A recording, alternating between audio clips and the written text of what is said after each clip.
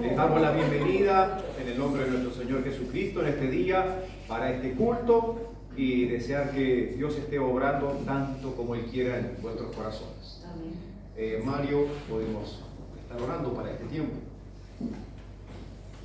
Soberano Padre que estás en el cielo, te alabamos y bendecimos tu santo nombre, que tú eres grande y grandes son tus obras.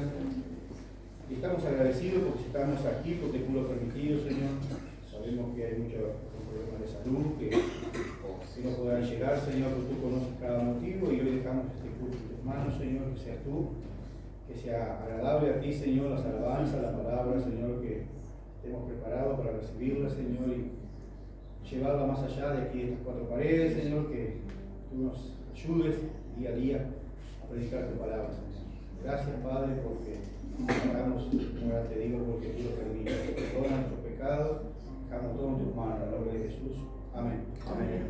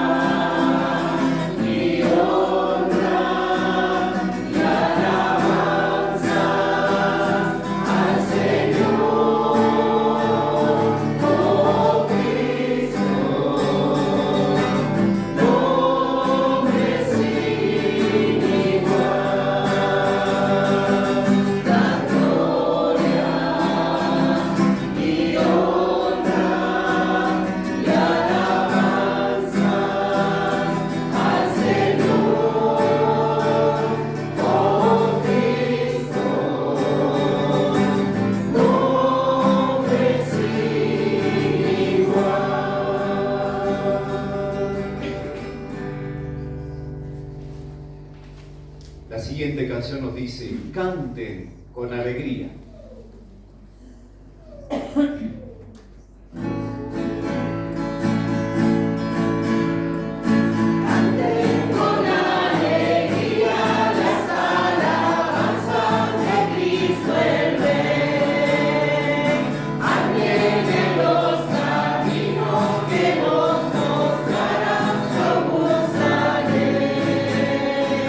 Viva los redimidos en las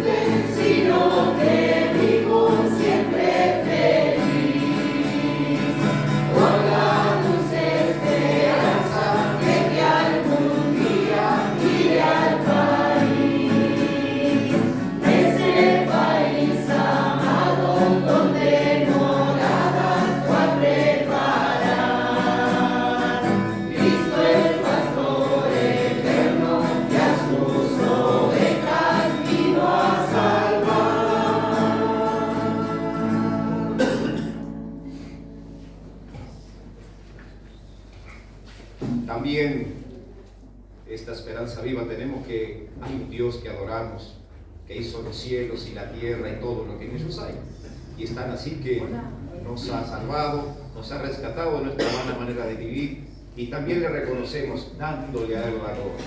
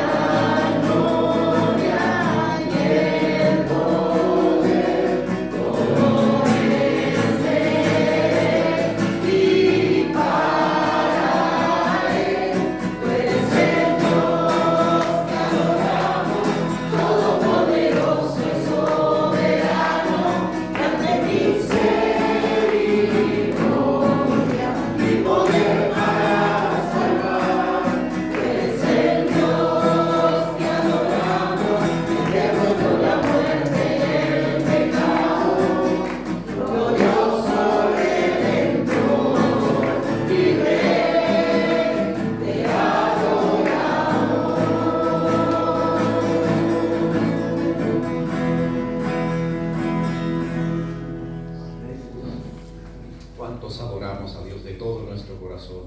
Él es el Rey y lo será por la eternidad. A Él damos la gloria. Y en medio de estos tiempos difíciles donde muchos nos congregamos y otros no lo pueden hacer, distintos que están pasando por enfermedades, dolencias y dificultades, pero nosotros que tenemos esta posibilidad, aún y aquellos que puedan estar escuchándonos en sus casas luego, tenemos un cántico que dice: cuando combatido por la adversidad, creas ya perdida tu felicidad, míralo que el cielo para ti guardó, cuenta las riquezas que el Señor te dio. Bendiciones, ¿cuántas tienes ya?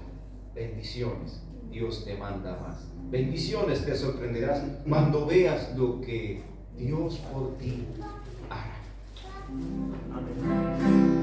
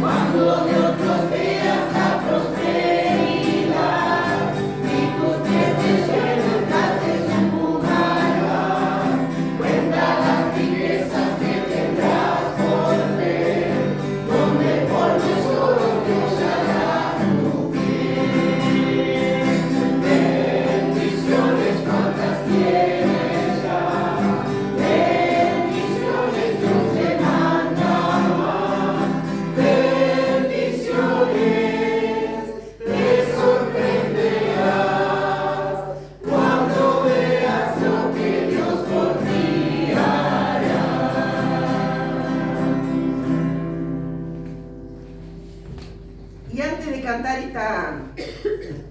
esta canción que tenemos ahora, les voy a estar leyendo en Isaías, capítulo 26, 3 y 4. Lo estuvimos viendo hace un rato en el estudio bíblico.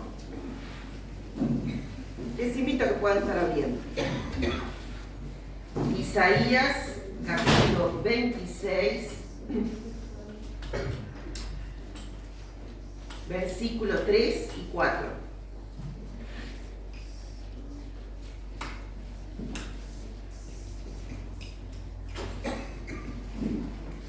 Si quieren podemos leerlo todos juntos, ¿les parece? Cuando todos lo tengan. Lo leemos todos juntos, despacio. ¿Están prontos? Amén. Tú guardarás en completa paz a aquel cuyo pensamiento en ti persevera, porque en ti ha confiado. Confiad en Jehová perpetuamente, porque en Jehová el Señor está la fortaleza de los siglos.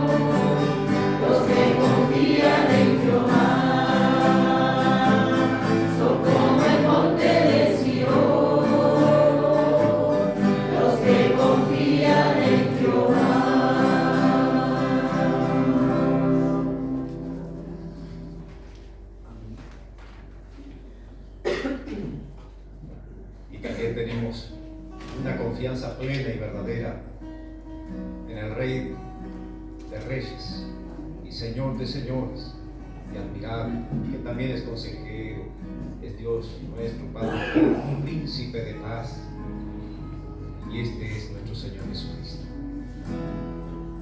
A Él le cantamos.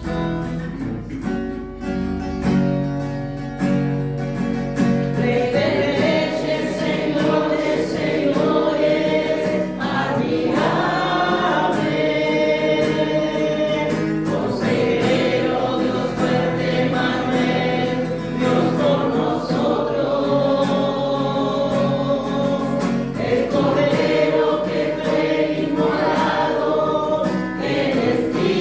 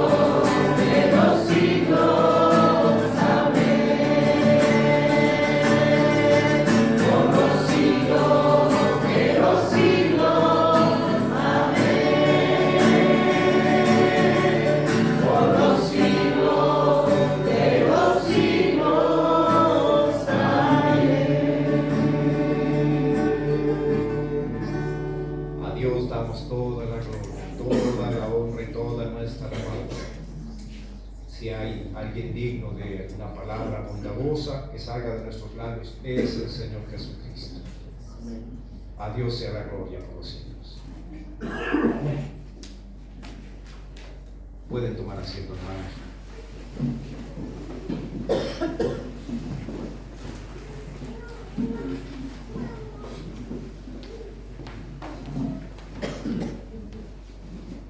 Los saludos de nuestro amado pastor, que por distintas cuestiones de salud que en este tiempo le afectan, no ha podido estar entre nosotros, así que el pastor Germán envía a todos en general un saludo de paz y de bendición en el nombre del Señor Jesucristo. La verdad que no ha sido fácil estos días. Él se acuerda que pasó por una situación quirúrgica, pero eso fue leve, pero ya venía en retroceso, varias cosas se acumularon, pero no cesamos de orar y confiar en que Dios prontamente le dará la fortaleza para estar mejor y estar entre nosotros. Así que algunos se sorprenden a ver por veces los audios, también le había afectado la voz, y así que bueno, pero confiados en el Señor de que es un tiempo, y bueno, esos tiempos hay que cumplirse. Cuando uno se enferma o algo, tiene que atravesar ese proceso, pero Dios estará obrando conforme a su voluntad también en cada uno.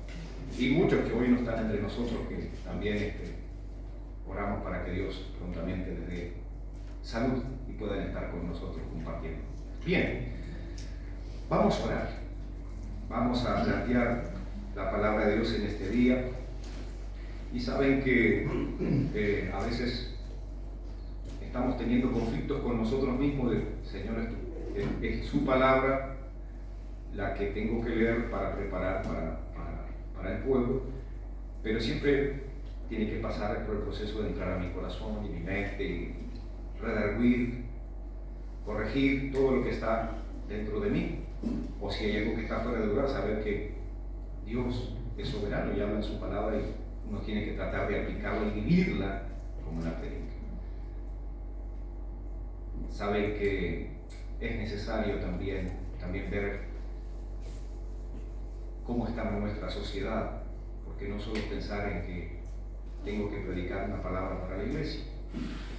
Y saben que Jesús vivía en una sociedad, en el tiempo de su ministerio y predicación de 3 años que estuvo allí, donde cada vez que se acercaba más a su muerte era más conflictivo lo que él hacía, porque seguro era revolucionario ante los ojos de los hombres y ante las autoridades romanas, y los religiosos de la época tenían gran conflicto con él.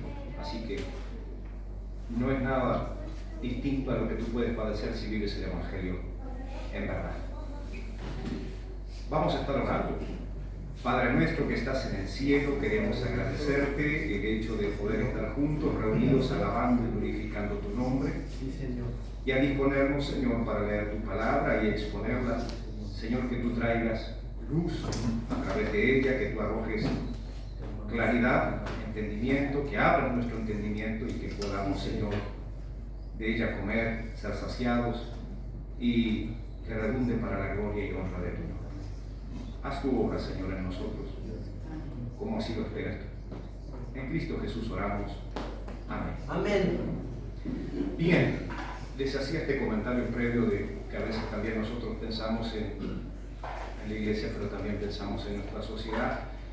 Y sabemos que hay cuestiones y esto es de carácter bíblico, los hijos de Dios han sido salvados y este mundo en el cual nosotros oramos y en el cual vivimos y estamos todavía necesita oír el mensaje del Evangelio, que también fue una gran comisión que Jesús nos dejó, que anunciemos el Evangelio a toda criatura. Y saben que países, saben que autoridades en otros países han erradicado la Biblia. Si llevas una Biblia, si eres portador de la Biblia, si predicas la Biblia, eres pasible de que te ejecuten, de que seas encarcelado. Y así, igual, verdaderos hijos de Dios llevan adelante la predicación del Evangelio. Y en gran oposición, allí siguen evangelizando, allí siguen anunciando las virtudes de aquel que nos llamó de la luz de las tinieblas a su luz admirable, y esto es a Jesucristo, no dejan de anunciar. Nosotros vivimos en este país, la República Oriental del Uruguay. Tenemos gran libertad todavía de poder anunciar el Evangelio. Y son demandas, y sabemos que la autoridad de Jesús siempre va a meter miedo en los gobernantes, en instituciones que no creen, o en aquellos que simplemente aborrecen a Dios. Vamos a tomar un texto bíblico, y se encuentra en el Evangelio según San Lucas, el capítulo 20,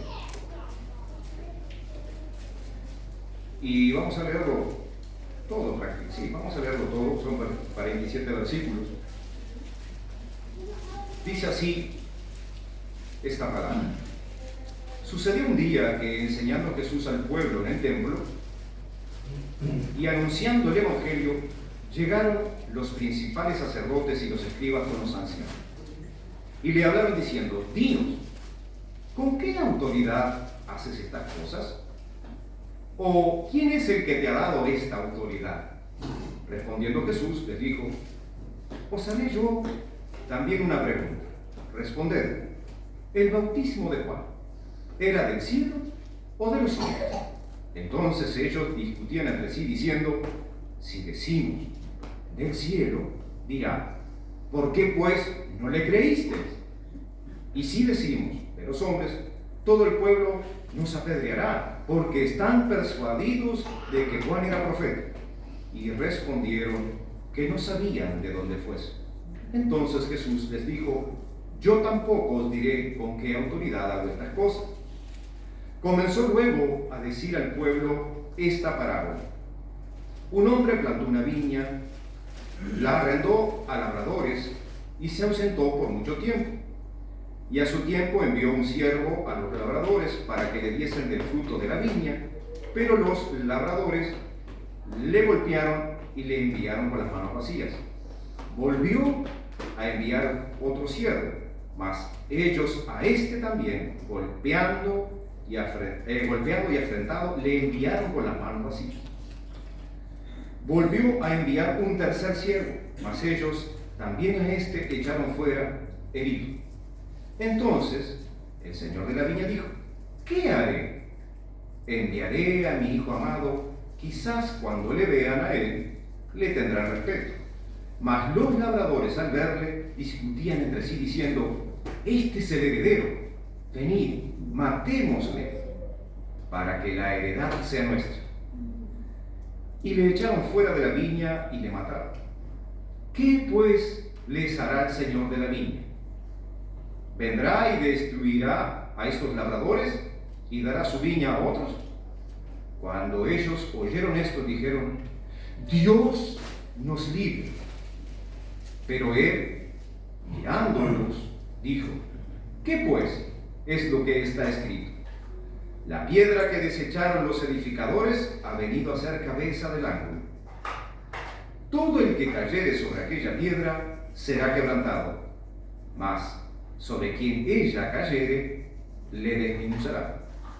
Procuraban los principales sacerdotes y los escribas echarle mano en aquella hora, porque comprendieron que contra ellos había dicho esta parábola, pero temieron al pueblo, y acechándole enviaron espías que se simulasen justos, a fin de sorprenderle en alguna palabra, para entregarle al poder y autoridad del gobernador. Y le preguntaron diciendo: Maestro, sabemos que enseñas rectamente y que no haces acepción de personas, sino que enseñas el camino de Dios con verdad. ¿Nos es lícito dar tributo a César o no?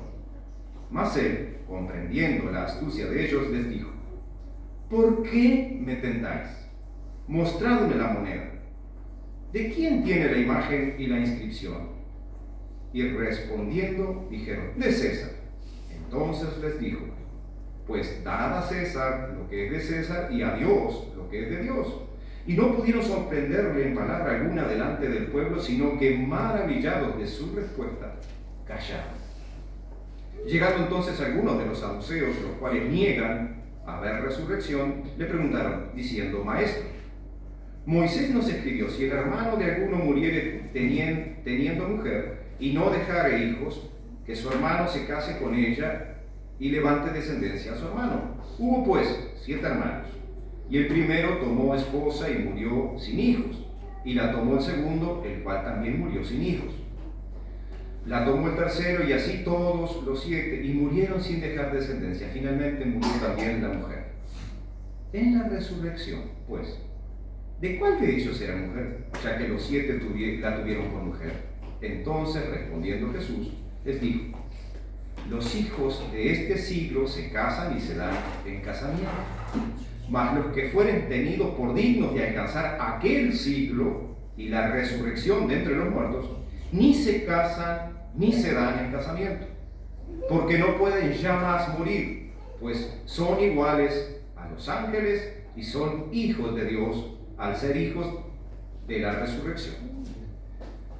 Pero en cuanto a que los muertos han de resucitar, aún Moisés lo enseñó en el pasaje de la zarza, cuando llama al Señor, Dios de Abraham, Dios de Isaac y Dios de Jacob.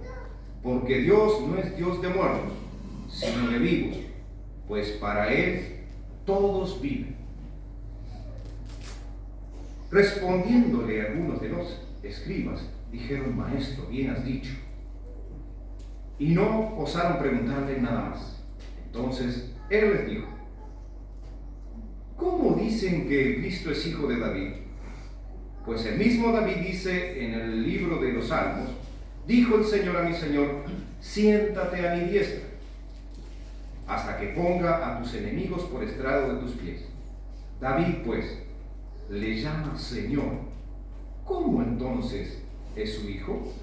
Y oyéndolo todo el pueblo, dijo a sus discípulos, guardaos de los escribas que gustan de andar con ropas largas y aman las salutaciones en las plazas y las primeras sillas en las sinagogas y los primeros asientos en las cenas, que devoran las casas de las viudas y por pretexto hacen largas oraciones. Estos recibirán mayor condenación. Bien, amados, parece medio largo el texto, pero ¿saben que Jesús estaba enseñando y anunciando el Evangelio? Él no estaba haciendo otra cosa que dar buenas nuevas. Vamos a ir al versículo 1. Esto es un contexto. ¿Qué estaba haciendo? ¿Dónde estaba? ¿Y qué estaba pasando anteriormente? Bueno, ahora lo vamos a ver. Pero partamos de la base. ¿Dónde está?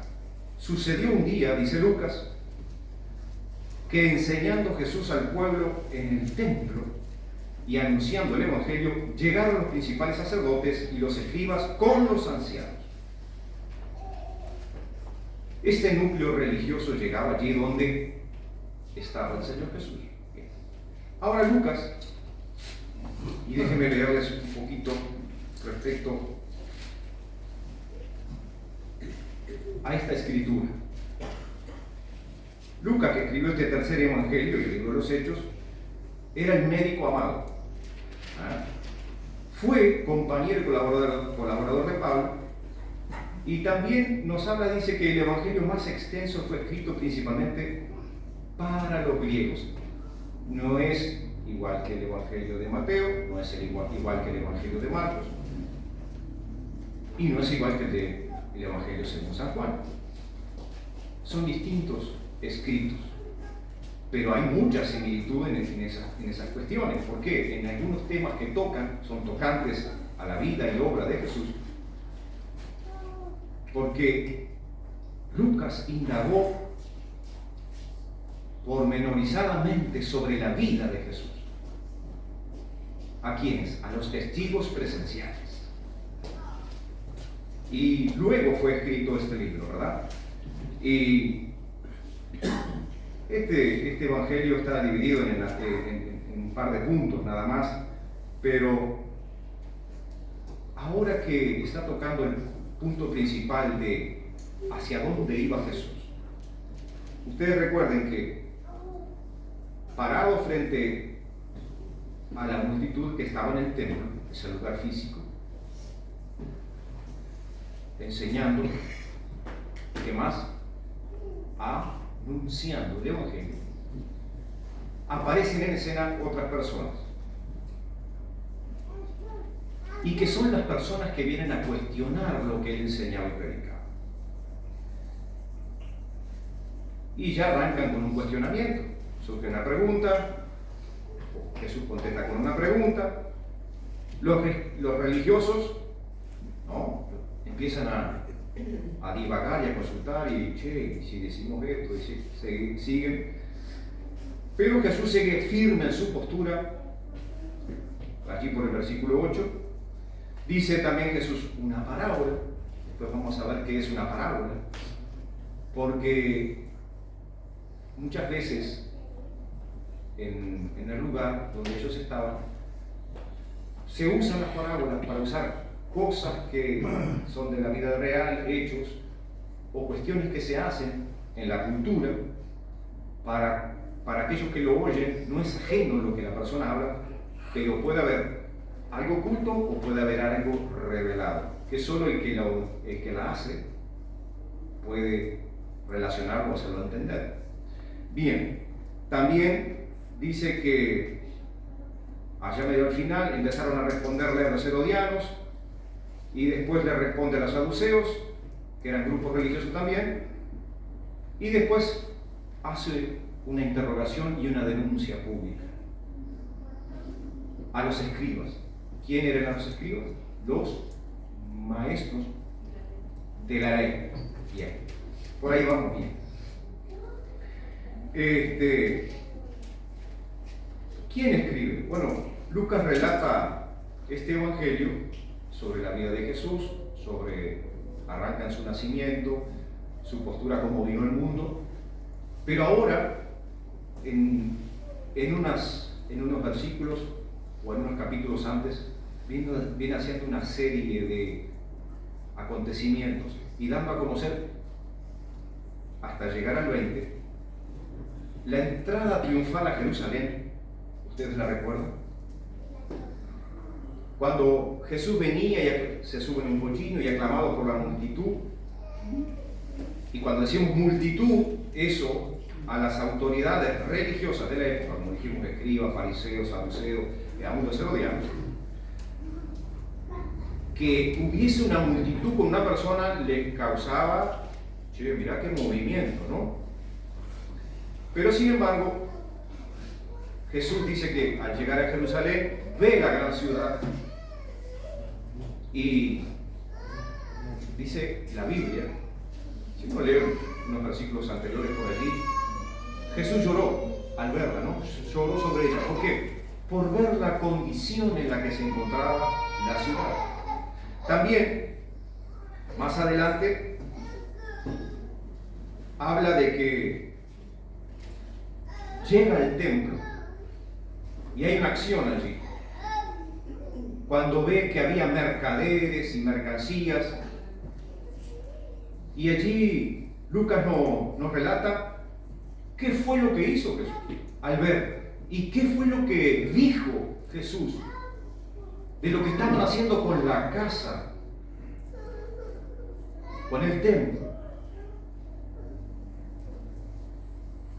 Echó a los cambistas, echó a los mercaderes y les dice: escrito está, mi casa, casa de oración, es casa de oración.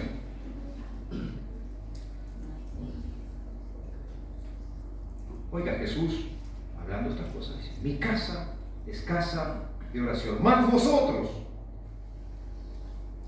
la habéis hecho cueva de ladrones. Esto es una acusación grave, y sin embargo dice que azotó a todos. Pero creo que también era con un propósito, porque nos está mostrando Lucas, y dice en el versículo 47 del capítulo 19, dice: y enseñaba cada día en el templo, pero los principales sacerdotes, los escribas y los principales del pueblo procuraban matarle. Aquí nos está indicando que tenía gran oposición. Aquí nos está diciendo que Jesús, aparte de los enemigos naturales, tenía a los religiosos en contra, y eran de parte de ¿quién? De las autoridades. Porque recuerden que los fariseos tenían un poder X dentro del imperio romano, que se les dejaba tener una religión siempre y cuando obedecieran a los mandatos de Roma, ¿no? Pero ellos practicaban su religión. Ahora dice que cada día enseñaba en el templo. Ya no era el día de reposo, cada día. Saben que del versículo de acá del capítulo 19 en delante empieza a haber un rechazo a las obras del Señor Jesucristo. Lucas nos cuenta que hay un rechazo hacia la obra y lo que Jesús enseñaba y predicaba, hasta llevarlo hasta dónde, hasta la cruz. Pero bien, vamos a ir allí al cuestión donde empieza el asunto. Vamos a ir al versículo 1. Sucedió un día que, enseñando Jesús al pueblo en el templo y anunciando el evangelio, llegaron los principales sacerdotes y los escribas con los ancianos, y le hablaron diciendo: dinos, ¿con qué autoridad haces estas cosas? Esta pregunta viene a colación de lo que estaba pasando anteriormente, de que él había hecho limpieza en el templo y de que había dicho: mi casa de oración será llamada, o es casa de oración. Así que, por lo tanto, ¿qué hace esta gente aquí? Y ellos, como autoridades religiosas, irrumpen donde Jesús estaba enseñando y anunciando el evangelio. Esto me denota de que el que es religioso o los religiosos no tenían pudor ninguno, no les importaba quién fuese Jesús. Le cortaron la conversación o le cortaron la disertación, lo que él estaba diciendo.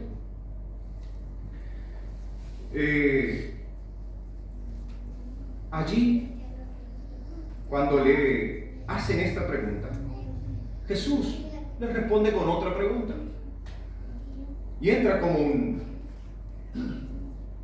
pregunta y conteste, pero la respuesta es otra pregunta y así, ¿no? Jesús, en su autoridad, dice, respondiendo Jesús, versículo 3, les dijo: os haré yo también una pregunta. Respondedme. ¿El bautismo de Juan era del cielo o de los hombres? Imagínense, para aquellos que conocían, como religiosos de la época, lo que acontecía allí, lo que había pasado hacía poco tiempo con la vida de Juan el Bautista. ¿Quién era? Que inclusive fue el que bautizó a Jesús en las aguas, y que ellos lo tenían por profeta, por un hombre de Dios, varón de Dios. Pero como religiosos discutían entre sí: che, si decimos esto, ¿no será que nos ponemos en contra del pueblo? ¿No será que va a haber algo allí que pueda perjudicarnos como fariseos que somos, o como dice ahí la escritura, ¿no? Sacerdotes, escribas, maestros de la ley? Si decimos esto, estaban analizando todo para no errar. Pero dice allí en el versículo 5: entonces ellos discutían entre sí diciendo: si decimos del cielo, dirá, ¿por qué pues no le creíste? Y si decimos de los hombres, todo el pueblo nos apedreará, porque están persuadidos de que Juan era profeta. Y respondieron que no sabían de dónde fuese. Entonces Jesús les dijo: yo tampoco os diré con qué autoridad hago estas cosas. Hasta aquí hay en el templo una interrupción de religiosos que vienen a interrogar a aquel a quien procuraban matarle o buscaban ocasión de hacerle caer para entregarlo a las autoridades romanas, con un propósito: sacárselo de encima, porque estaba haciendo un movimiento grande, estaba enseñando algo que ellos todavía no lo podían discernir o interpretar, y entonces aquello era causa de lío para ellos, era controversia a las autoridades religiosas. Bien, se da vuelta Jesús allí donde estaba, porque estaba en esta disputa con preguntas y respuestas a los religiosos que habían venido, y ahora se da vuelta al pueblo y les refiere una parábola. Y saben que estaba viendo una parábola, digo, ¿qué cuestión hay en esto? ¿Por qué Jesús usaría una parábola?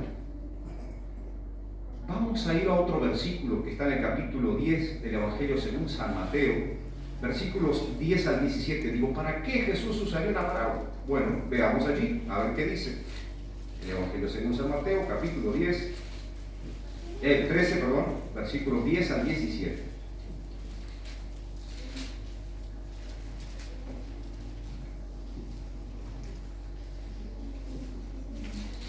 ¿Lo encontraron? Y dice allí el texto, que esto, recuerden que esto es una explicación privada que le hace a los discípulos, no estando multitudes de gente, ¿no? Sino que es algo expreso a aquellos a los cuales Él les estaba enseñando cómo funciona el reino de Dios, qué es lo que tenían que hacer. Y entonces, acercándose los discípulos le dijeron, ¿por qué les hablas por parábolas? Él respondiendo les dijo, porque a vosotros os he dado saber los misterios del reino de los cielos, mas a ellos no les he dado. Porque a cualquiera que tiene se le dará y tendrá más, pero al que no tiene, aún lo que tiene le será quitado. Por eso les hablo por parábolas, porque viendo no ven y oyendo no oyen ni entienden. De manera que se cumple en ellos la profecía de Isaías que dijo, de oído oiréis y no entenderéis, y viendo veréis y no percibiréis. Porque el corazón de este pueblo se ha engrosado, y con los oídos oyen pesadamente, y han cerrado sus ojos, para que no vean con los ojos, y oigan con los oídos, y con el corazón entiendan, y se conviertan, y yo los sano. Aquí está el sentido real del por qué Jesús habla por parábolas. Pues bien, volvamos allí al texto de Lucas y vamos a ir a esta parábola.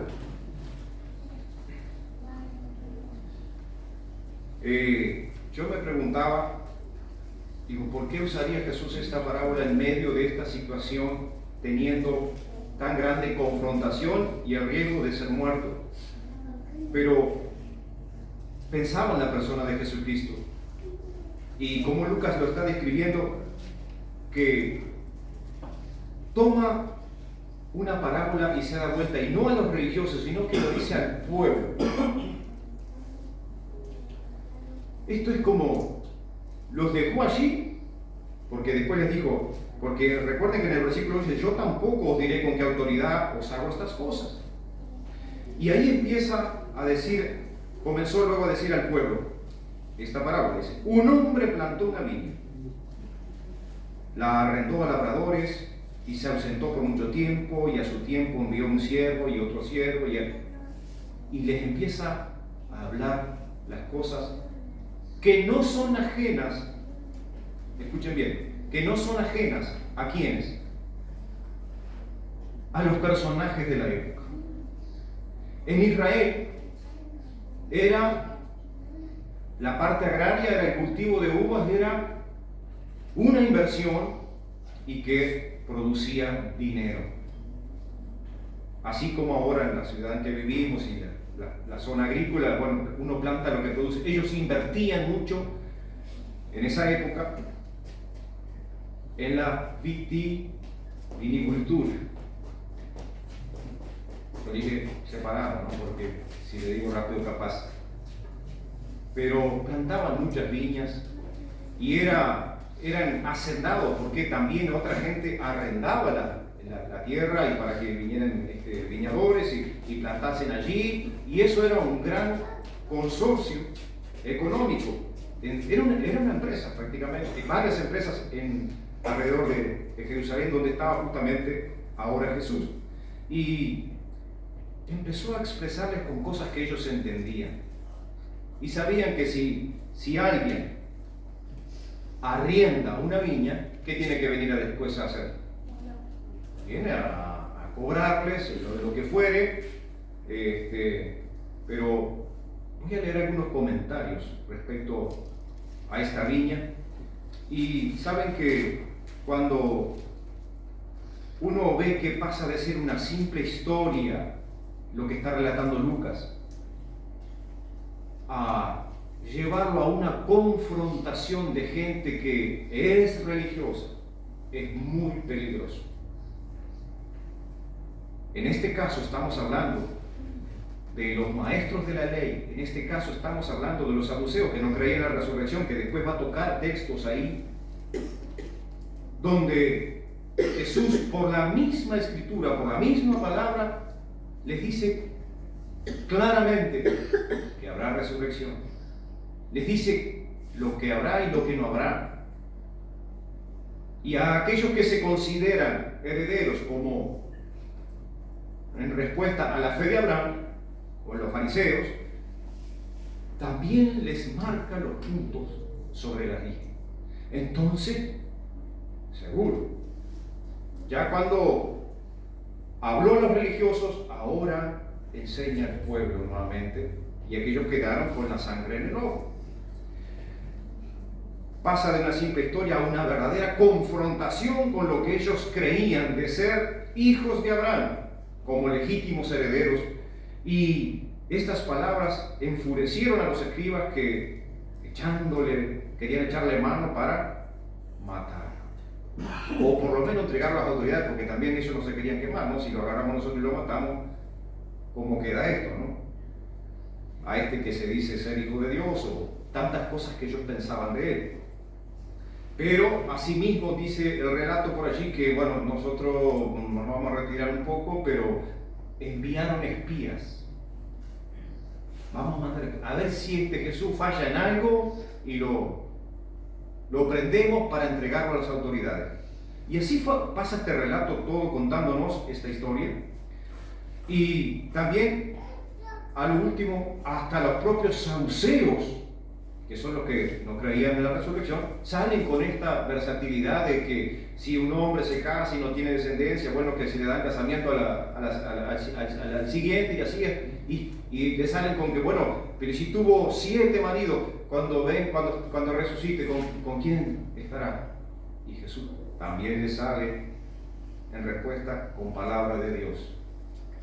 Y se refiere a Moisés allá en la zarza, diciéndole lo que le dice. Hermanos, ahora veamos un poco también lo que finalmente Jesús hace con la interrogación de todo esto. Y hay un punto clave aquí en medio de estos pasajes, que eso se va a encontrar dentro de la parábola, y que está allí de los versículos 13 al 18. Porque saben que Dios tiene un plan, un plan que reina, un plan que ya está estipulado de parte de Él. Y a veces los hombres quieren interrumpir en ese plan, los hombres quieren combatir ese plan. Los religiosos en este caso de la época estaban haciéndole la contra al establecimiento del reino de Dios, de lo que Jesús predicaba y enseñaba. Y Jesús les hablaba del Antiguo Testamento y les hablaba del Nuevo, porque siempre estaba hablando sobre su persona o siempre estaba hablando del Hijo del Hombre. ¿Quién era el Hijo del Hombre? Era Jesús. Pero ahora les va a hablar de una cosa singular, que es una piedra.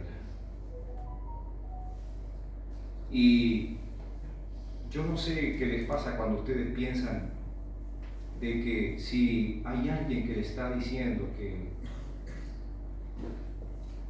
todo lo que está escrito anteriormente de parte de Dios es para nuestro bien y está haciendo que recibamos algo que nosotros no merecemos, ¿cómo no abrazarlo? Pero hasta que no lo conocemos verdaderamente, no lo vamos a entender, no lo vamos a abrazar. ¿Tú abrazarías a alguien que no conoces así de inmediato?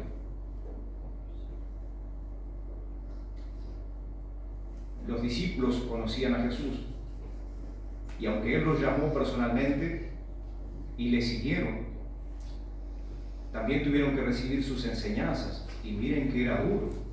Sus palabras eran duras, que hasta Pedro decía: Señor, es dura tu palabra. Imagínense aquellos que ya tienen un molde establecido por años, que es la religión, como el fariseo, el saduceo y aún los herodianos que estaban ahí también entre el pueblo.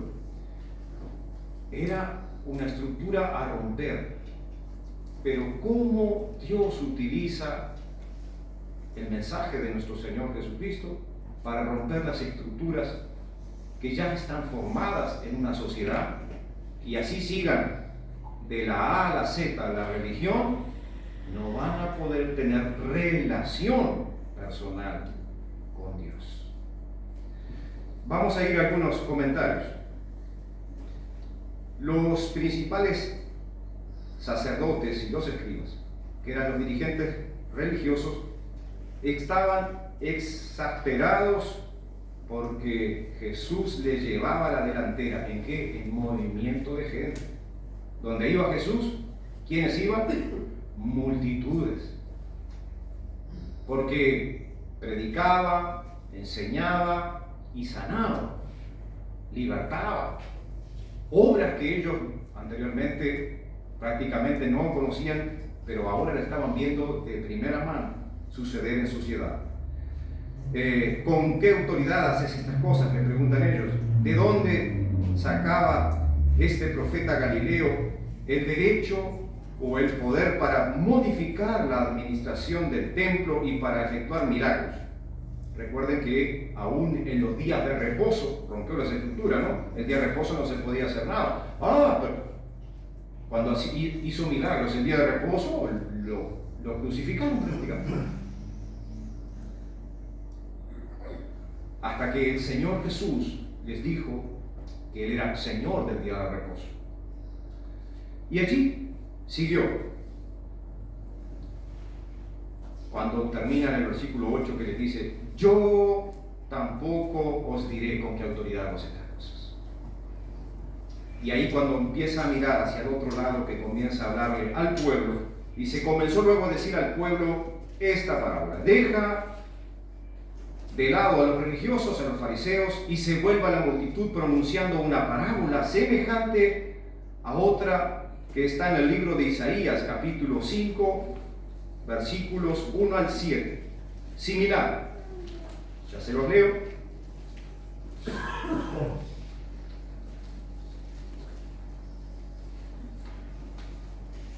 Isaías 55. No, Isaías 5. Pero un poquito. Sí, está bien, tiene razón. Isaías 5. 55, dice, ¿no? 1 al 7. Bien. Israel, la niña de Jehová. Ahora cantaré por mi amado el cantar de mi amado a su viña. Tenía mi amado una viña en una ladera fértil. La había cercado y despedregado y plantado de vides escogidas. Había edificado en medio de ella una torre y echó también en ella un lagar. Y echó también en ella un lagar. Y esperaba que diese uvas y dio uvas silvestres. Ahora pues, vecinos de Jerusalén y varones de Judá, juzgad ahora entre mí y mi viña. ¿Qué más se podía hacer a mi viña que yo no haya hecho en ella?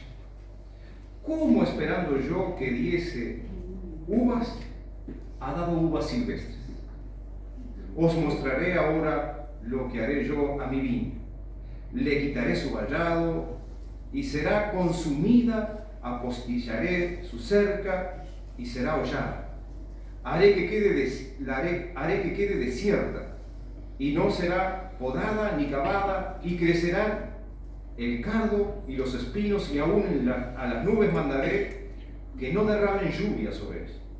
Ciertamente la viña de Jehová de los ejércitos es la casa de Israel, y los hombres de Judá planta deliciosa suya. Esperaba juicio, y aquí vileza, justicia, y aquí clamor. Jesús los lleva a un pasaje conocido, ¿no? Les hace un recuerdo y les hace esta historia, esta parábola, y les narra qué fue lo que hicieron con los siervos del dueño de la viña, con el hijo del dueño de la viña. Y ahí tenemos algunos detalles de lo que Lucas está escribiendo y lo que Jesús estaba allí dándoles a conocer. Un hombre plantó una viña. El cultivo de la vid era una de las principales ocupaciones en Palestina y consumía mucho tiempo y dinero. Segundo, la arrendó a labradores, dice, mediante el contrato de aparcería. El terrateniente solía recibir como renta 1/3 de la cosecha. Acá viene el envío de un siervo. La renta se cobraba por medio de un agente. Jesús afirma mediante sus siervos, los profetas, Dios había reclamado sus legítimos derechos sobre el pueblo que había utilizado lo que a Dios le pertenecía. Repito esta parte. Dios había reclamado a sus legítimos derechos lo que el pueblo que había utilizado, lo que a Dios le pertenecía. Dios es el dueño de la vida. Ese es el asunto. Ahora está reclamando para sí algo, pero algo que ellos no pueden pagar, porque la codicia era grande, porque hubo en el corazón de ellos pecado, porque según Isaías, esa viña dio uvas silvestres y no produjo el fruto debido. El tema con los religiosos es que por más que fuesen llamados como la viña, exteriormente uno ve cuando algo tiene hojitas, tiene pámpanos y allí están. Y resulta que, según el relato del Señor en Isaías, cuando quiso tomar de esas uvas, ¿cómo estaban esas uvas después de cosechar? Agrias. ¿Por qué? Porque hubo un desfasaje. Hubo una cuestión que ellos no tomaron en cuenta. Y es lo que va a pasar ahora más adelante. Cuando les dice, envía a sus siervos eran los profetas que anunciaron el reino de Dios. Les anunciaron la venida del Mesías, de Cristo. Y dice, envió un siervo, y después dice, los labradores le golpearon, muchos de los profetas fueron maltratados por el pueblo y hasta sufrieron muerte violenta. Elías tuvo que esconderse. Primera de Reyes 17:1 al 7. Jeremías fue echado en un pozo. Jeremías 38:6. Y cuenta la leyenda que a Isaías lo metieron en un tronco hueco y lo aserraron por el medio. Así que a los que van a cobrar algo que es lícito, que hacían los religiosos, no querían. No, con esta gente no hay trato con él, no le pagamos nada. Yo creo que a veces usaron aquello de que ellos eran los que tenían la ley de Dios, como ser escribas, los fariseos que tenían su religión instaurada y creían en su Dios y estaban de la mano también de los escribas porque eran los maestros de la ley, pero a su parte había otro grupo, como los saduceos, que no creían en la resurrección. Todos tenían parte en conocer lo que de Dios se les estaba manifestando, y en este caso era Jesús entre ellos, hablando y enseñando en el templo, lugar donde era para la ley. Y ahora se les está revelando algo, que el Cristo, que ellos pensaban que era un Galileo, si hacemos un raconto de la descendencia, viene de David, viene de Abraham, a quien fue dada la promesa de un Mesías, de un Salvador, de alguien que venía a estar con ellos, el Emmanuel, que era el Dios con nosotros. Y ellos lo tenían ahí, pero al hablar por parábola, ahora empieza a enseñar, y algunos, como se da vuelta y habla al pueblo, empieza a hablarles al pueblo de esto, y empieza a revelarles su gracia, su misericordia y su amor para con los oyentes. ¿Cómo lo hace? Cuando allí dice que los labradores fueron golpeados, y así como lo hicieron con los profetas que les envió Dios, ahora aquí en el versículo 13 dice: mi hijo amado. Es una expresión de ahora voy a mandar al heredero. El dueño de la vida dice: bueno, voy a mandar a mi... Dice, porque ¿qué haré? Sí. Jesús dice, que enseñaba eso, dice, que el labrador dijo: ¿qué haré? Si mataron a todos los siervos que le envío, bueno, voy a mandar a mi hijo. Bueno, a este lo van a respetar. ¿Por qué? Porque es heredero de lo que yo soy dueño. Y cuando viene, dice, la última instancia del propietario fue enviar a su hijo. Esperaba que los arrendatarios respetarían la persona y la autoridad de su heredero. Con esta parábola Jesús se coloca muy por encima de los profetas, que solo eran siervos. ¿Por qué? Ahora está hablando de Él mismo. Está hablando de Él mismo. Según Lucas aquí, si hay alguien que pueda hacer algo por esa tierra que es mía, es mi hijo. Cuando ahora nos ponemos a mirar en el 14, dice: matémosle para que la heredad sea nuestra. Siempre el ser humano, o aquel que piensa que tiene el poder, va a hacer ¿qué cosa? Lo que se le antoja. En este caso, ya no tenían asumido, porque los religiosos al final le dicen: Dios nos libre de hacer tal cosa, no diciendo: ah, mira si vamos a matarnos. Pero Jesús estaba hablando de Él mismo ahora. Y dice en el versículo 15: le echaron fuera de la viña y le mataron. El desenlace de aquella semana que Cristo profetiza contrasta lleno con las expectativas de la multitud. Contrasta de lleno, ¿por qué? Porque ellos tenían expectativas de que Cristo, Jesús, el que enseñaba y anunciaba el evangelio en el templo,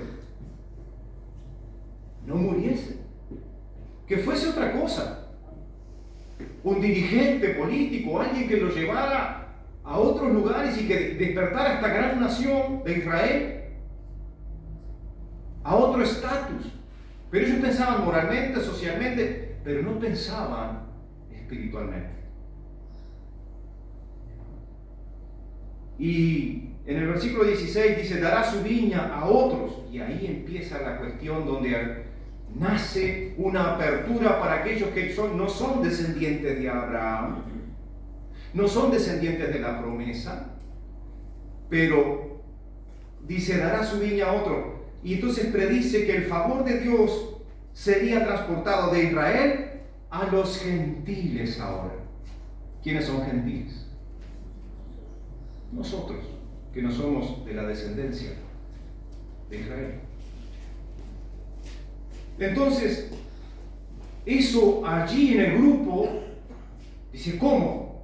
La promesa fue a Abraham, la ley a Moisés y a los profetas que mataron. Cuando les hablaban que debían de arrepentirse, cuando les hablaban que debían de convertirse a Dios y dejar sus malos caminos y hacer actos dignos de un arrepentimiento, ellos le daban la espalda. Ahora también dice en el versículo 17 que la piedra que desecharon los edificadores, esta cita del Salmo 118, versículo 22,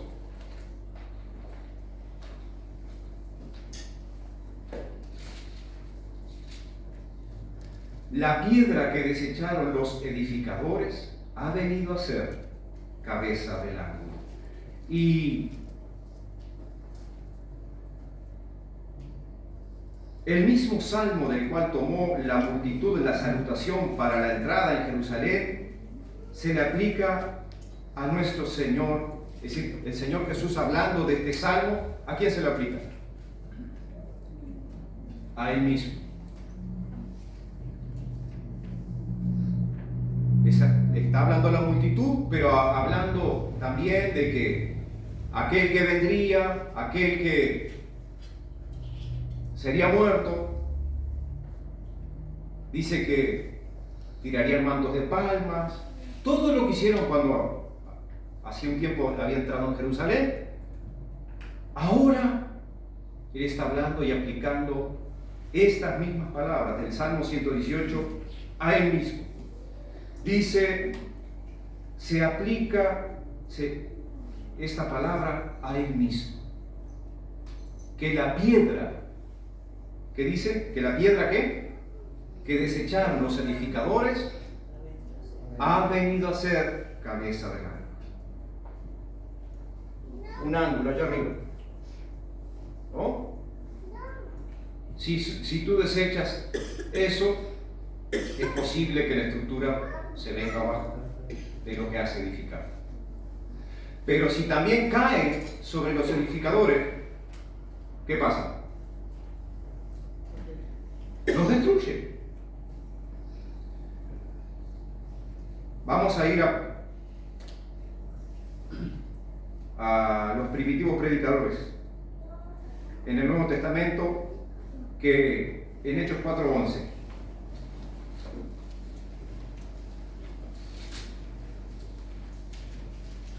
Este Jesús es la piedra reprobada por vosotros los edificadores, la cual ha venido a ser cabeza del ángulo. Repito lo que dice allí en el libro de Hechos de los Apóstoles, capítulo 4, versículo 11. Este Jesús es la piedra reprobada por vosotros los edificadores, la cual ha venido a ser cabeza del ángulo. Primera de Pedro 2:7.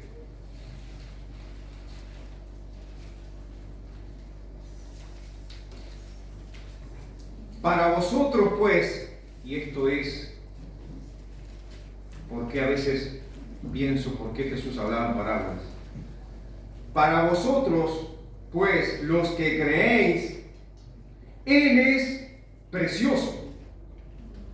Pero para los que no creen, la piedra que los edificadores desecharon ha venido a ser la cabeza del ángulo. Y el 8 dice, y piedra de tropiezo y roca que hace caer, porque tropiezan en la palabra, siendo desobedientes, a lo cual fueron también destinados. ¿Por qué? Porque los que desobedecen la palabra son condenados. Dios llama a obedecer su palabra. Y eso es lo que Jesús estaba hablando de sí mismo. Y ellos en ese momento, al hablarle por la viña, al hablarle por los siervos enviados, al hablarle por el Hijo, y que decidieron que, bueno, que los ladrones, bueno, matémosle. Y ahora se manifiesta en Isaías y en el Salmo 118, y estas cosas que también las tenemos en el Nuevo Testamento, son las mismas cosas que se estuvo hablando. De si no reciben este evangelio tan sencillo como lo estoy enseñando, eso era a los que estaban allí.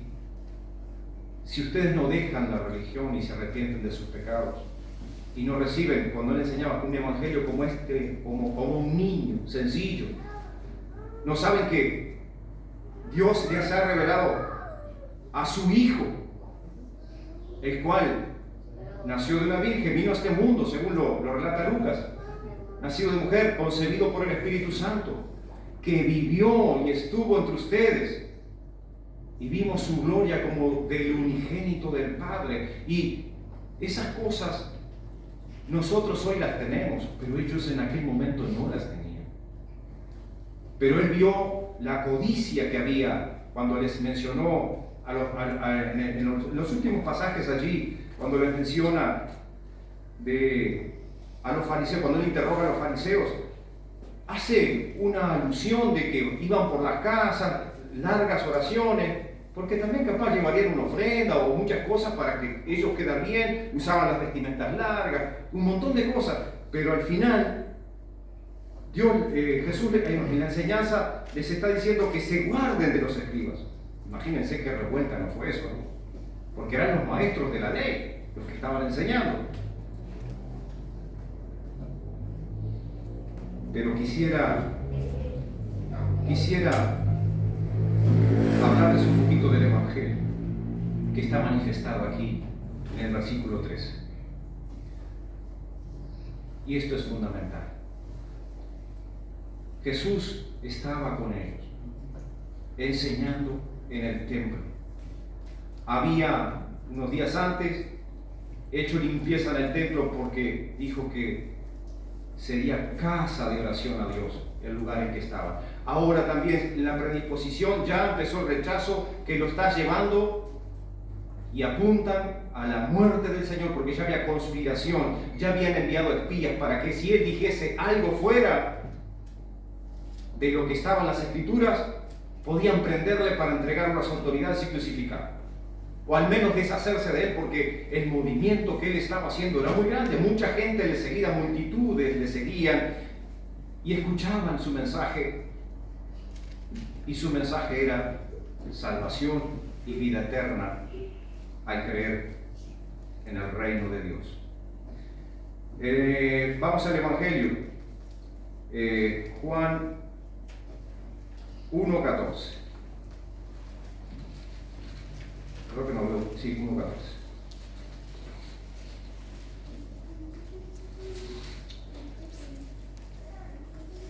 Y aquel verbo fue hecho carne y habitó entre nosotros, y vimos su gloria, gloria como del unigénito del Padre, lleno de gracia y de verdad. ¿Cómo era este Jesús? Lleno de gracia y de verdad. Y estaba entre ellos.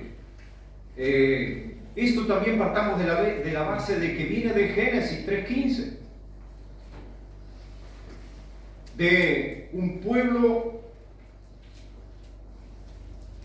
que Dios había pactado con ellos. ¿Qué cosa? Génesis 3:15.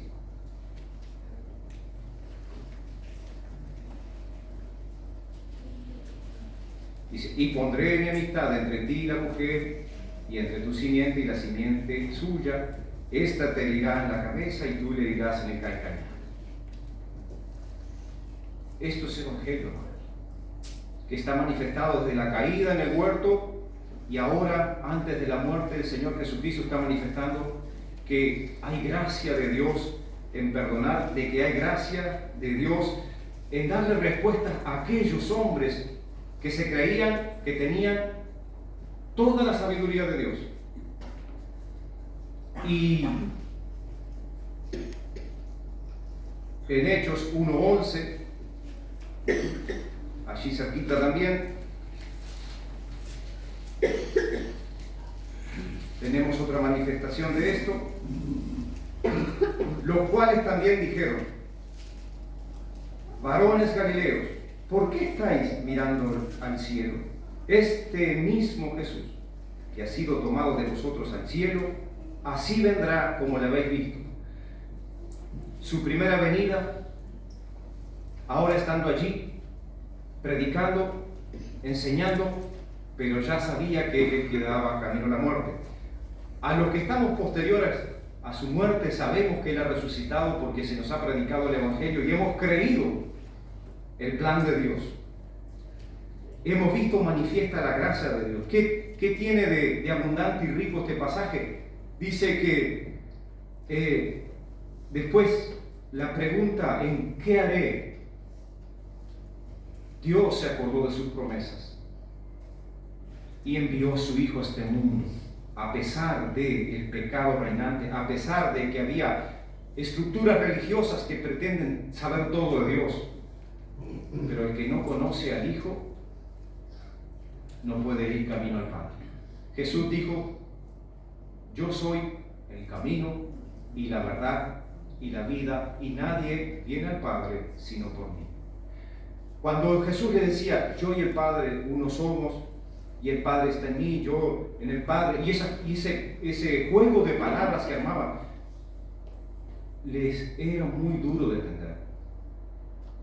Pero revelado esto de que no pueden desechar a aquel, no pueden desechar a aquel que es la principal piedra. Y esta piedra que está en el verso 17,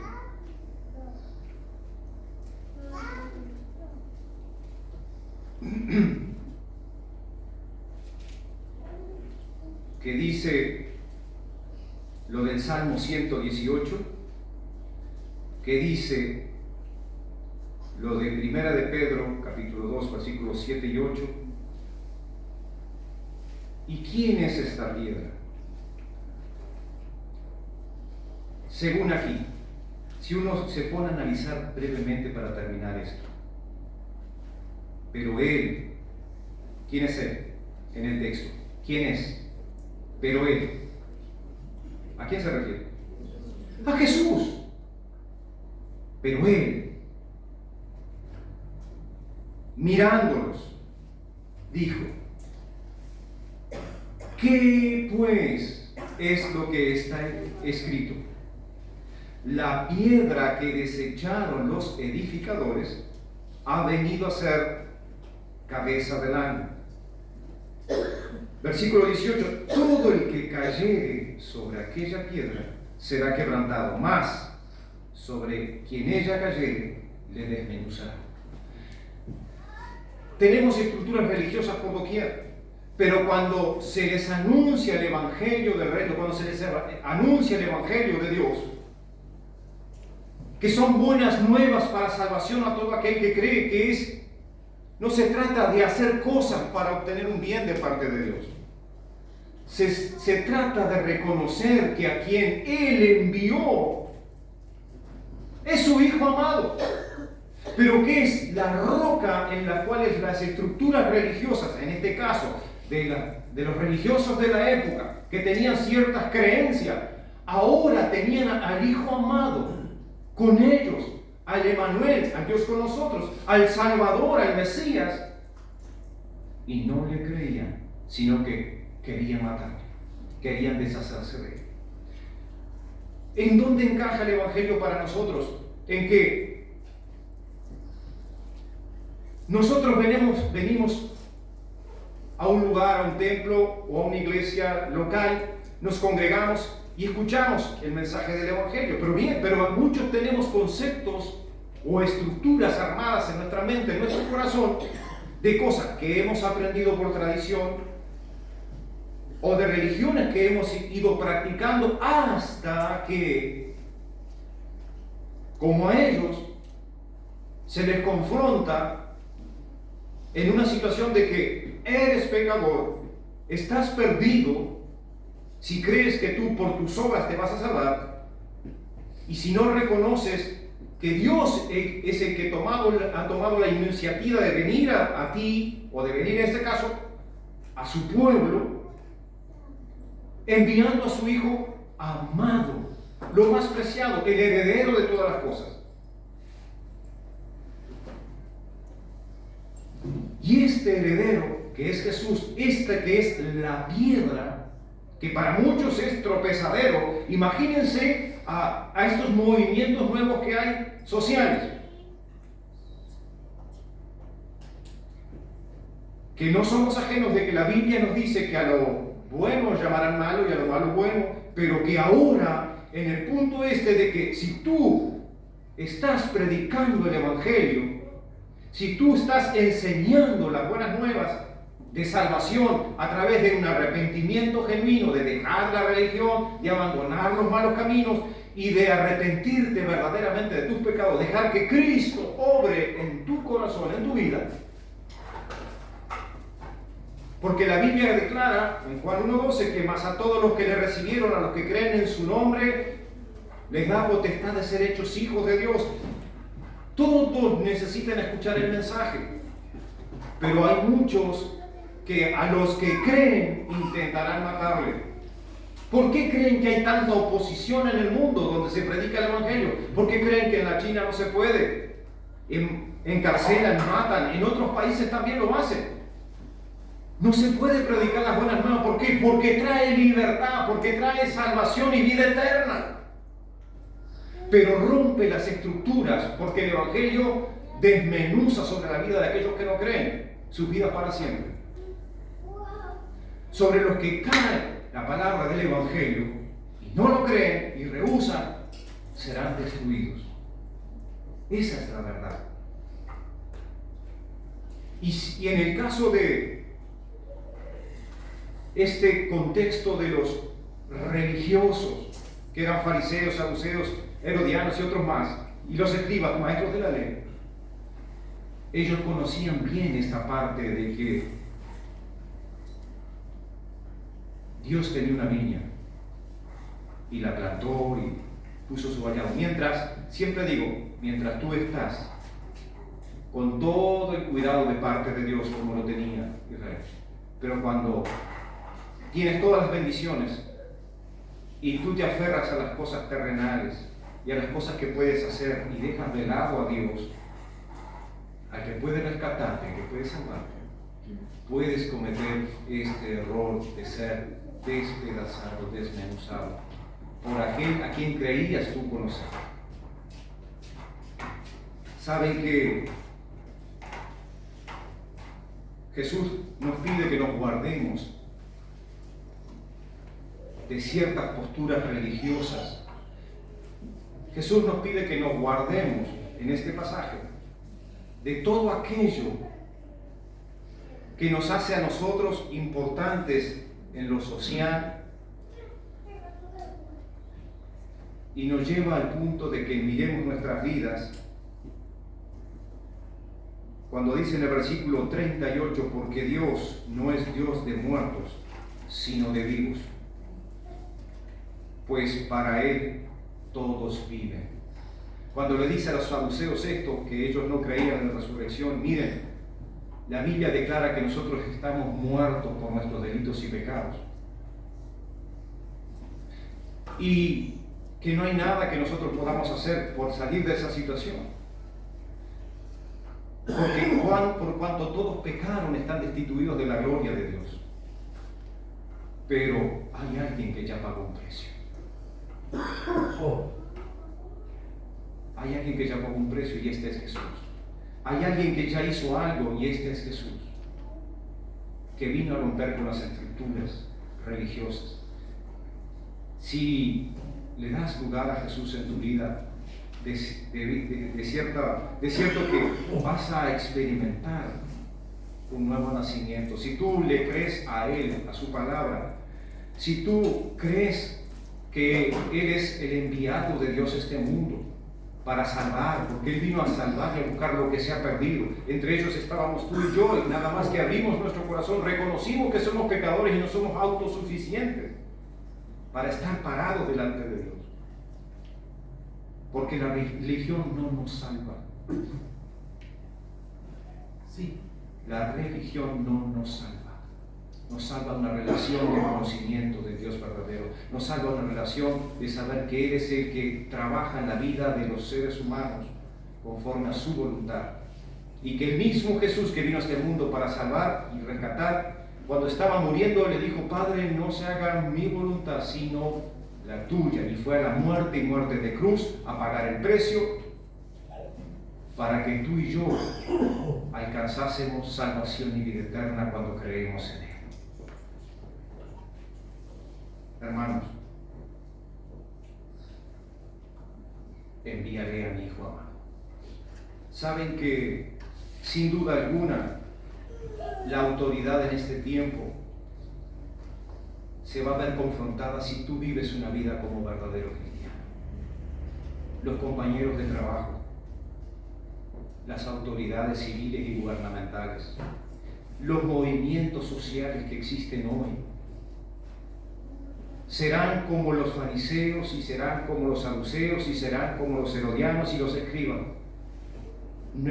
Se pondrán los pelos de punta porque tú enseñas que Dios hizo al hombre y a la mujer, que tú enseñas que hay camino que al hombre le parece recto, pero al final son caminos de perdición.